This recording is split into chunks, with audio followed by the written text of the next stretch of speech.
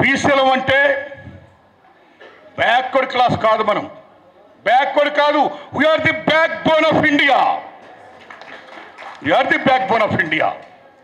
So ఈ దశలో ముఖ్యంగా 42% కోసం అమోఘమైన ఫైట్ జరుగుతుంది. రేవంత్ రెడ్డి గారు నిజంగా దాన్ని ప్రవేశపెట్టడం కాంగ్రెస్ గవర్నమెంటు, సేమ్ టైం ఈవేళ అపోజిషన్ పార్టీ బీఆర్ఎస్ కానీ, బీజేపీ కానీ, సిపిఐ కానీ, సిపిఎం కానీ ఆల్ పొలిటికల్ పార్టీస్ దాన్ని సపోర్ట్ చేయడం చాలా హర్షించదగ్గ విషయం. దీనందరికీ ముఖ్యంగా కారణం మీ ఫైట్, మీరు చేసిన బంద్ అనన్య సామాన్య బంద్. అయితే మిత్రులారా, నేను ఒకటే, మనం ఎక్కువ ఏమీ పెద్ద మాట్లాడుకునే అవసరం లేదు. ఎందుకంటే ఒక విషయం ఏంటంటే, ఇక్కడే మన కళ్ళ ముందే కృష్ణమాధవ్ గారు ఉన్నారు. ఇది చాలా ముఖ్యమైన విషయం తమ్ముళ్ళారా, మీరు నమ్మండి.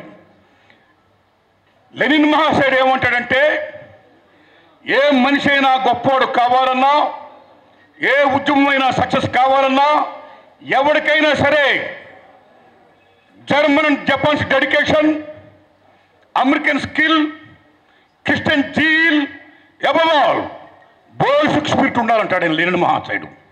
బోల్షిక్ స్పిరిట్ ఉండాలంటాడు లెనిన్ మహాశయుడు. అంటే ఏదైనా సక్సెస్ కావాలంటే, ఉదాహరణకి నేను ఒక ఎన్నికల్లో పోటీకి నిలబడ్డా, ఆ మీటింగ్కి వెళ్ళాలంటే 1,00,000 మంది వస్తాగా నేను మీటింగ్కి వెళ్ళను, డబ్బులు అలాగ ఇచ్చా. ఆ పార్టీ వాడు కూడా, మా శ్రీనివాస్ గౌడ్ గారు కూడా ఆయన పార్టీ నిలబడ్డాడు. ఆయన నీకు ₹1,00,000 ఇస్తున్నా, మన పార్టీకి వాళ్ళ బ్రహ్మాండంగా జనం రావాలి, 1,00,000 మంది రావాలి, నేను స్పీచ్ మాట్లాడాలంటాడు ఆయన. తీరా మాస ఎన్నికల రంగంలో దిగిన తర్వాత ఆయన మీటింగ్కి జనం ఎవరు రాలా, జస్ట్ 1000 మంది వచ్చారు. నా మీటింగ్కి జనం ఎవరు రాలా, జస్ట్ 500 మంది వచ్చారు. నేను మీటింగ్కి వచ్చా, 500 మందినే ఉన్నారు. నేను ఈ మీటింగ్లో మాట్లాడను, నా ప్రెస్టేజ్గా డ్యామేజ్ అని బ్యాక్ వచ్చేసా. సార్కి వెళ్ళాడు, సార్ వస్తే నాకు వచ్చింది 1000 మందినా, నేనేంటి, నా లెవెల్ ఏంటి, నా స్థాయి ఏంటి, ఎంత నేను కోర్టుకు వచ్చి పెట్టాను, ఈ మీటింగ్ నేను కూడా రాను, నా స్థాయి పోతుందని ఆయన వెళ్ళిపోయాడు. కానీ ఒక క్రిస్టియన్ ఫాదర్ ఆయన ఒక సువార్త చెప్పడానికి వచ్చాడు. వచ్చినప్పుడు ఆ మీటింగ్లో, ఆ గ్రౌండ్లో ఒక్క మనిషి కూడా లేడు. కానీ ఆయన శ్రీనివాస్ గౌడ్ గారు లాగో నాకులాగా ఆయన బ్యాక్కి వెళ్ళిపోయిన క్రిస్టియన్ ఫాదర్ ఆయన ఏమన్నాడో తెలుసా?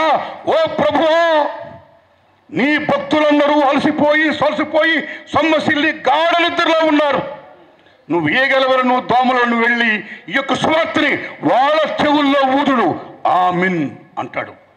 That is Christian zeal, that is Christian zeal. ఆ జీల్ ఉండాలి, ఆ జీల్ ఉంది కృష్ణమాధవ్ గారికి. వెళ్ళ మై సాబ్ please, when I'm speaking no, I'm sorry. ఏ వక్తంగా మాడుతుండే బయట ఇలా మాడుకుంటుంటే సభ మర్యాద, ఐఎమ్ సారీ. అరే సభ మర్యాదను పాటించండి.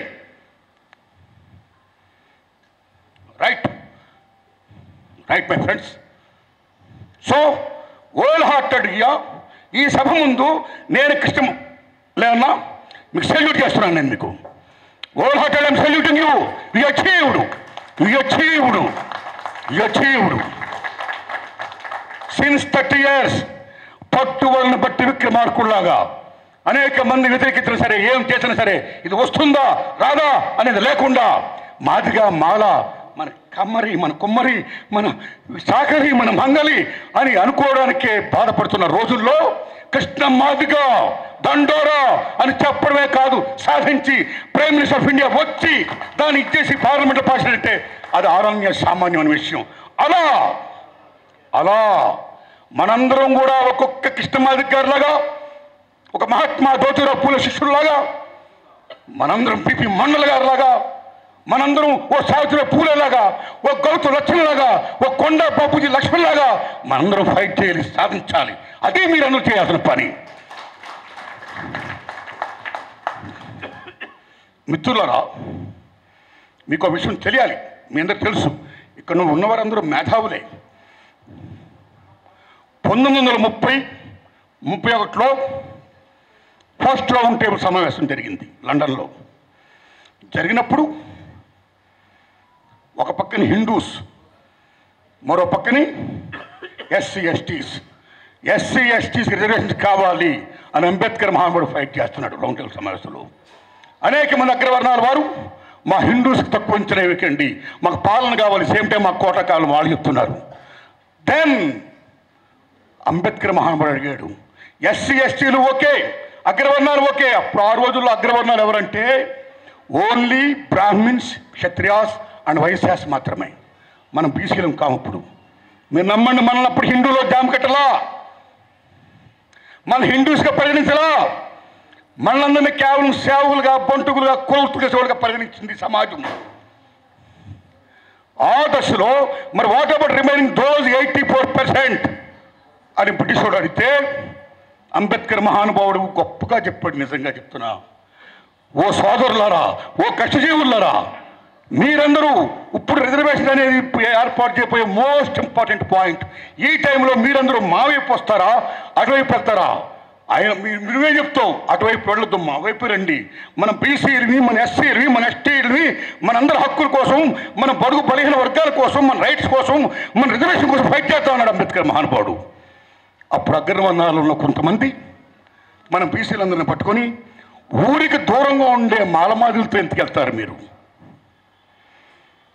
మనందరికీ దూరంగా ఉండే కొండల్లో కోయిలో ఉండే ఎస్టీలతో ఎందుకెళ్తారు మీరు? మీరు మాతోనే ఉండండి అని చెప్పిన తర్వాత మనందరం కూడా ఏం చేసామంటే చివరికి హిందూస్ కానీ ఫీల్ అయిపోయి అలా వెళ్ళాం. కానీ ఆనాడే we lost our chance, that reservation chance. Ambedkar కన్నీళ్ళు పెట్టుకున్నాడు, ఏడ్చాడు. This is actual what happened 31లో. తర్వాత స్వతంత్రం వచ్చింది. 1953లో ప్రప్రదంగా జవహర్లాల్ నెహ్రూ గారు, కలెక్టర్ గారి నాయకత్వంలో మండల కమిషన్ బీసీ కమిషన్ ఏర్పాటు చేశాడు. ఆయన బీసీ కమిషన్ ఏర్పాటు చేసినప్పుడు మీరు నమ్మండి, మనకి రిజర్వేషన్ కోసం ఒక కలెక్టర్ గారు ఫైట్ చేస్తున్నప్పుడు మైసూర్లో MR Balaji versus Mysore government కోర్టుకు వెళ్ళింది కేసు. ప్రతిదీ ఇప్పటికే ఎస్సీలకి ఇంత శాతం ఉంది, ఎస్టీలకి ఇంత శాతం ఉంది, బీసీలు కూడా మీరు రిజర్వేషన్ ఇస్తే మా అగ్రవర్ణాలు ఏమైపోతాం, మా ప్రతిభ ఏమైపోతుంది అని గోల పెడితే సుప్రీంకోర్టు 50% మించి వెళ్ళకూడదని చెప్పింది. అలా చెప్పింది కానీ సుప్రీంకోర్టు చెప్పిందే ఓకే.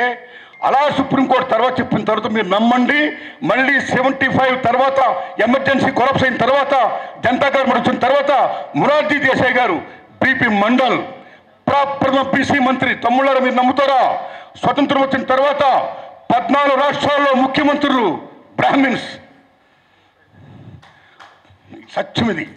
స్వతంత్రం వచ్చిన తర్వాత ఇండియాలో 14 మంది ముఖ్యమంత్రులు బ్రాహ్మిన్సే. ఆనాడు గేమ్ చేంజర్ ఎవరంటే మన బీసీ మహోన్నత నాయకుడు బీపీ మండల్. తను బీపీ మండల్ ఏ మహాత్మా జ్యోతిరావు పూలే విగ్రహం ఇలా పెట్టుకుని పూజిస్తున్నామో అలా బీపీ మండల్ గారి విగ్రహం కూడా ఈ పక్కన పెట్టి పూజించాలి. అంత గొప్పవాడు బీపీ మండల్. నా హంబుల్ రిక్వెస్ట్, బీపీ మండల్కి అంత స్థానం మనం ఇవ్వాలి. Is a game changer. బీసీల హక్కుల కోసం అమోఘంగా ఫైట్ చేసిన మహనీయుడు బీపీ మండల్ కమిషన్ ఏర్పాటు చేశారు మొరార్జీ దేశాయ్ గారి నాయకత్వంలో. జనతా గవర్నమెంట్ పోయింది. మండల్ కమిషన్ అప్పుడు ఎంత సిఫార్సు చేసినా సరే ఆ ఇంప్లిమెంట్ కాల. ఆ రోజుల్లో మనం చెప్పుకోవాల్సిన గొప్ప వ్యక్తి ఎవరంటే కొండా లక్ష్మణ్ బాపూజీ. ఇదన్నా అయ్యా పెద్దలు. ఆయన ఓ బీఆర్ఎస్ పార్టీ నాయకుడా, ఏ పార్టీ నాయకుడు పక్కనట్టండి, మాననీయ ఉన్న మహోన్నత నాయకుడు, మన బీసీ నాయకుడు శ్రీ మధుసూదన్ సార్ గారిని ఏం చేయమని కోరుతున్నాం. సో మై డియర్ ఫ్రెండ్స్, కొండా లక్ష్మణ్ బాపూజీ గారు మీరు నమ్మండి అమోఘమైన కాంట్రిబ్యూట్ చేశాడు.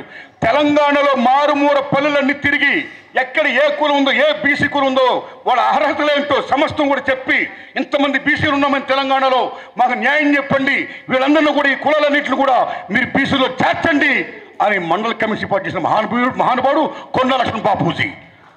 దట్ ఈస్ ది కింద కొండా లక్ష్మణ్ బాపూజీ. ఇక్కడ కొండా లక్ష్మణ్ బాపూజీ గారు, అక్కడ గౌతు లచ్చన్న గారు అమోఘాన్ని కాంట్రిబ్యూట్ చేశారు. సో చేశారు, ఓకే అయింది. ఆ తర్వాత 50% మించి ఇచ్చారా? లేదు. అదే దశలో తమిళనాడులో మీరు నమ్మండి మిత్రులారా, ఓ పక్కని శ్రీలంకలో అమోఘమైన ఫైట్ జరుగుతుంది. ఎల్టీటీ ప్రభాకర్ నాయకత్వంలో చాలామంది చంపేశారు. వాళ్ళు వార్నింగ్లు ఇచ్చారు. సో రాజీవ్ గాంధీని కూడా వాళ్ళు చంపేశారు. ఓ పక్కన ఆ భయం, దానికి తోడు మీరు నమ్మండి మన 2 తెలుగు రాష్ట్రాలు, మన తెలంగాణ, మన ఆంధ్రప్రదేశ్లోనే ఇప్పుడు దాకా కూడా మన బీసీలు ఎవరు ముఖ్యమంత్రులు కారా? మన చుట్టుపక్కల ఉన్న కేరళ, కర్ణాటక, తమిళనాడు అక్కడందరూ కూడా బీసీ ముఖ్యమంత్రులు అయ్యారు. మన దగ్గరే కాదా? అలాంటి దశలో అక్కడ ముఖ్యమంత్రి అంతకు ముందు కరుణానిధి గారు, కరుణానిధిని ఎలాగైనా దెబ్బ కొట్టాలని జయలలిత అనుకున్న తర్వాత జయలలిత ఏదో బ్రాహ్మణని అక్కడ 69% 9 షెడ్యూల్ ఏర్పాటు చేసి కేవలం కరుణానిధిని దెబ్బ కొట్టడం కోసం ఇచ్చారు. అంటే బీసీల పవర్ కోసం ఇచ్చారు. బీసీల పవర్ ఎలాగైపోతే అగ్రవర్ణాలు ఏమైపోతారు అనే భయంతో ఇచ్చారు. కాబట్టి 54% ఉన్న బీసీలకి న్యాయంగా జనాభా దామాషా ప్రకారము రిజర్వేషన్ ఉండాల్సిందే. ఉండాలంటే ఇవాళ ఏ సుప్రీంకోర్టులో 50% నిబంధన ఉందో దాన్ని కొట్టేసేయాలంటే దానికోసం అందరూ ఫైట్ చేయాలి.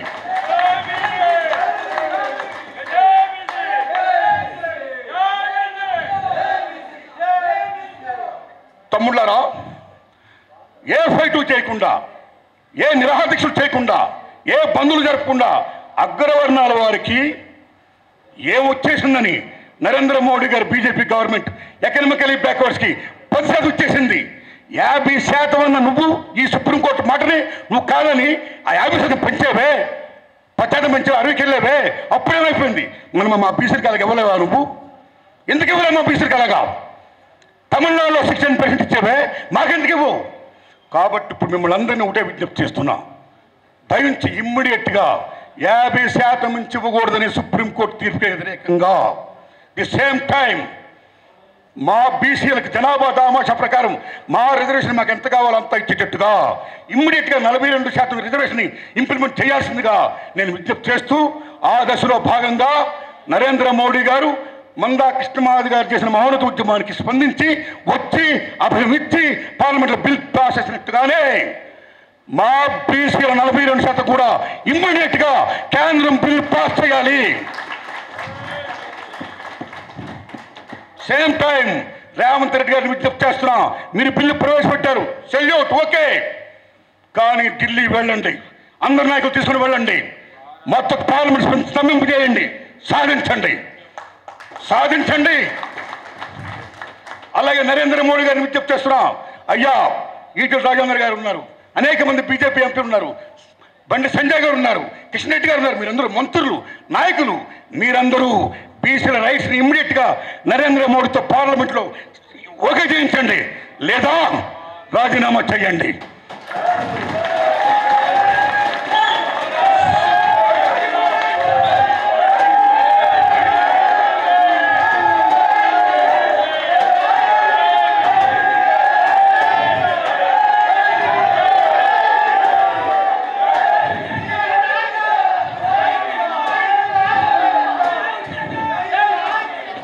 లేకపోతే ఓట్లు మావా, సీట్లు మీవా, ఇంకానా ఇకపై చెల్లదు అని బీసీ బిడ్డలందరూ పిడికిలి బిగించి నడుము కట్టి మీ సత్తా చూపించండి. అప్పుడే అందరూ మీ దగ్గరికి వస్తారు, మీరే పొందుతారు. Thanks a lot. Thank you very much.